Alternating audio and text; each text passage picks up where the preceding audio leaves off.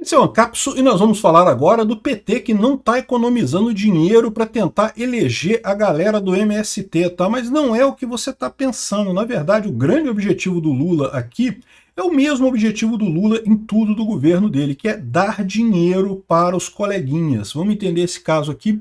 Essa notícia foi sugerida por Fisueli na privada, Liberdade Econômica é Tudo e várias outras pessoas. Obrigado aí ao pessoal que sugeriu notícias lá no nosso site, no visãolibertaria.com, e obrigado a você que está assistindo o nosso vídeo. Se você gosta do nosso conteúdo, por favor, deixe o seu like e se inscreva aqui no canal, né? Pois bem, olha só, o PT não está economizando dinheiro para tentar eleger candidatos do MST, né? O PT tem uma grande verba de eleitoral, né, do fundão eleitoral, e uma boa parte dessa verba está indo para candidatos do MST. São cerca de 591 candidatos nessas eleições municipais, distribuídos por 22 estados, quase todos disputando uma vaga de vereador, e quase todos pelo PT, né? Eu não vou falar para vocês aqui para não votar em candidatos do MST, porque se você está aqui no meu canal, você provavelmente não vai votar em candidatos do PT, nem do PCdoB, nem outras siglas de esquerda, então não tem por que eu falar isso, né? Mas é lógico, né? O ponto central aqui, e isso que eu quero chamar a atenção de vocês, que o pessoal coloca aqui, é o seguinte: o que acontece, né? A verba eleitoral ela é distribuída dentro do partido de acordo com critérios da direção do partido. E o que o PT está fazendo? Ele está mandando dinheiro com mais força para o MST. Por que isso? Porque o MST, vocês sabem, é o braço armado do PT, né? O MST não tem essa capacidade toda que tem outros grupos guerrilheiros, como as Farc, na Colômbia e outros grupos, a Guarda Revolucionária venezuelana, bolivariana lá da Venezuela, não tem essa força toda, mas é o que o PT tem, né? E o PT não quer abrir mão disso porque, como eu já falei para vocês, ele sabe que a situação em 2026 vai ficar bastante estranha e nenhuma opção pode ser deixada fora da mesa, né?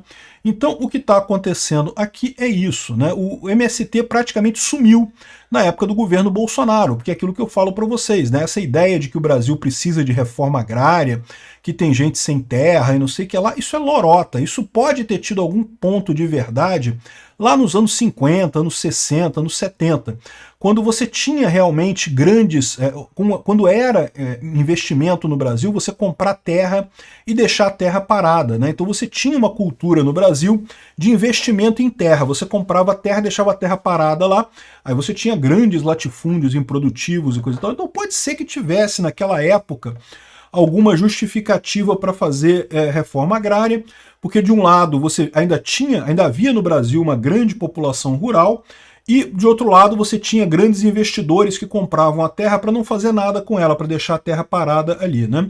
O fato é que essas duas coisas mudaram dos anos 1950 para cá. Primeira coisa, o Brasil se tornou um país muito mais urbano do que era na época. Ou seja, hoje em dia pouquíssimas pessoas moram no campo em termos percentuais. Se você pegar o percentual da população brasileira, a imensa maioria mora em cidades, né? Ou em grandes cidades ou em cidades pequenas, mas ainda assim na cidade, não mora no campo, não mora na roça, né? É lógico, ainda tem muita gente que mora na roça, que mora no campo, não estou dizendo que não exista, mas em termos de percentual da população brasileira, era muito mais em 1950, é muito menos agora. E uma outra coisa que mudou de lá para cá foi que justamente com o Plano Real, com a estabilização da moeda e com o início do agronegócio no Brasil, né, quando a Embrapa conseguiu fazer a plantação de soja lá no Cerrado e coisa e tal, não vale mais a pena para ninguém comprar terra e deixar parada. Isso existia no Brasil. Existia no Brasil enormes fazendas em que a pessoa não fazia nada com a fazenda, deixava a fazenda parada lá. Isso hoje em dia é raríssimo. Por quê? Porque se você tem uma fazenda enorme, você planta alguma coisa nela, você bota soja, bota alguma coisa ali e faz alguma coisa com essa fazenda para dar lucro para você, né? Então, ou seja, a situação que você tem hoje tem muito menos gente querendo invadir propriedades e muito mais gente, e as propriedades são muito mais utilizadas do que eram naquela época. Então não tem mais sentido esse papo que realmente naquela época, 1950, 1960, havia essa lógica, né? Ainda havia uma população rural no Brasil muito grande, muita gente que não tinha terra, mas morava em fazendas e coisa e tal, e haviam fazendas enormes que não eram usadas para nada. Hoje em dia as duas coisas acabaram. Primeiro que a grande maioria da população foi para as cidades, então não tem mais população rural muito grande, e essa ideia de que, não, mas pode pegar a pessoa da cidade e botar no campo e coisa e tal, e não vai, cara, na boa. A pessoa, para cultivar o campo, para cultivar a roça, a pessoa tem que gostar da coisa mesmo. Quem mora em cidade, tipicamente não consegue se adaptar à rotina do campo, é uma rotina difícil, tem que acordar cedo, tem que abrir mão de um monte de coisa, esse negócio do pagodinho no final de semana, o pagodinho de noite, a cervejinha, não sei o que lá, é muito mais complicado no campo, então é uma coisa que a maior parte das pessoas acaba não se adaptando a essa vida no campo, né? E a população brasileira hoje do campo é muito menor. E, ao mesmo tempo, você não tem mais terras improdutivas no Brasil. De novo, existem algumas terras improdutivas? Provavelmente sim, mas assim, a quantidade que você tem hoje é muito menor. Qualquer fazenda, qualquer sítio, qualquer pedaço de terra, vale a pena você explorar comercialmente, você plantar alguma coisa, você criar gado, você fazer alguma coisa com aquela terra, porque simplesmente dá dinheiro hoje em dia, né? Por que isso dava dinheiro, você manter a terra parada lá em 1950, 1960? Porque justamente o Brasil sempre teve esse problema crônico da inflação, né? Então, para proteger o seu dinheiro da inflação, uma das alternativas que você tinha era comprar uma terra e deixar a terra parada lá. Você não tinha incentivo de explorar a terra, por quê? Porque com a inflação maluca do Brasil, qualquer investimento se tornava arriscado. Então a melhor coisa era você comprar a terra e deixar lá, porque a terra se valorizava normalmente, mais ou menos cobrindo a inflação, e você não tinha o risco de fazer um planejamento, de explorar as coisas e depois aquilo não dar certo e você perder dinheiro com a inflação. Era realmente empreender no Brasil ali nos anos 80, anos 70, era impossível, porque justamente era muita inflação, você descontrolava muito, qualquer coisa. Eu vivi essa época, eu lembro disso. Todo mês o seu salário reajustava, todo mês o seu aluguel reajustava, as suas contas reajustavam. Só que os índices não eram exatamente os mesmos, porque cada um pegava um período específico, então, cara, você tinha que rebolar para conseguir fazer as coisas juntarem, porque, né, você não sabia quanto que você ia receber. Não sabia quanto é que você ia ter que pagar de aluguel. Já parou para pensar nisso? Você, mês que vem, você não sabe quanto você vai ter que pagar de aluguel, quanto vai ter que pagar de conta de luz, quanto vai ter que pagar de conta de telefone, tudo é reajustado pela inflação. O seu salário vai subir também, mas quanto? Você não sabe. Então, assim, é uma lambança completa esse tipo de coisa. Comprar carro, vender um carro para comprar outro, cara, era toda uma engenharia. Você tinha que vender o carro já sabendo qual que você ia comprar, porque se ficasse com o dinheiro parado, o dinheiro desvalorizava. Então você tinha que vender o carro e já comprar outro imediatamente, né? Enfim. Então as pessoas preferiam deixar as terras paradas, né? Ou seja, o MST hoje em dia não tem razão de ser, não faz sentido mais existir isso. Tanto que você vê as invasões do MST agora, é tudo em fazenda produtiva. Por quê?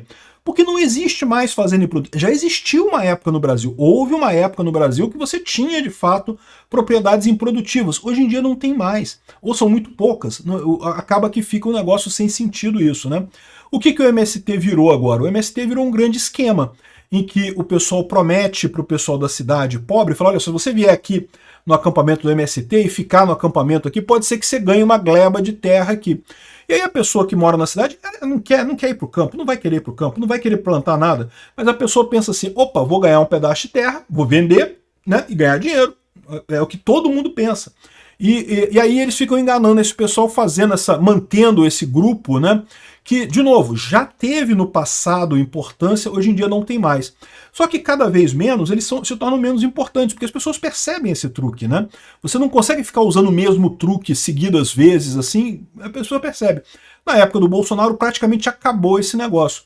Com o Lula, o pessoal ficou animado de novo, né? Vamos voltar a invadir, voltar a ter coisa. E aí o Lula tá dando dinheiro para esse pessoal aqui, não porque acha que eles vão se eleger, mas é uma forma de pagar o MST, né? Foi também aquele programa FAA que o Lula criou, de Fundo de Alimentação, não sei o que lá, que é justamente para dar dinheiro para o MST, não tem nenhuma outra utilidade aquilo ali, justamente para dar dinheiro para esse pessoal, para dar dinheiro para os amigos do Lula. É isso que o Lula quer. Todo o governo Lula é baseado nessa premissa de ter que dar dinheiro para os amiguinhos dele. Os amiguinhos sindicalistas que ficaram sem emprego, os amiguinhos do MST, que não tem mais sentido nenhum de existir o MST hoje em dia, os amiguinhos de tudo quanto é lugar. E por que ele dá dinheiro para esse pessoal? Porque ele quer contar com esse povo em 2026, né? 2026, acho pouco provável que o Lula ganhe eleição numa eleição justa. Mas sabe lá o que vai acontecer, sabe lá se o Lula não vai querer dar uma de Maduro, né? Qual vai ser o padrão do Lula em 2026, e ele quer contar com esse pessoal para conseguir se manter. Essa é a preocupação do Lula. Esses vereadores aqui não é o grande problema. O grande problema é que eles receberam uma quantidade enorme de dinheiro do PT exatamente para comprar o apoio deles, para manter o MST vivo, para o Lula poder usar mais adiante, se for o caso, né? Muito preocupante essa situação. Obrigado por assistir o vídeo até o final. Além de curtir, compartilhar e se inscrever no canal, considere se tornar patrocinador com valores a partir de R$ 1,99. Clique no botão Seja Membro abaixo para saber as condições e vantagens de patrocinar o canal. Mais informações sobre o nosso projeto, visite nossos sites indicados na tela.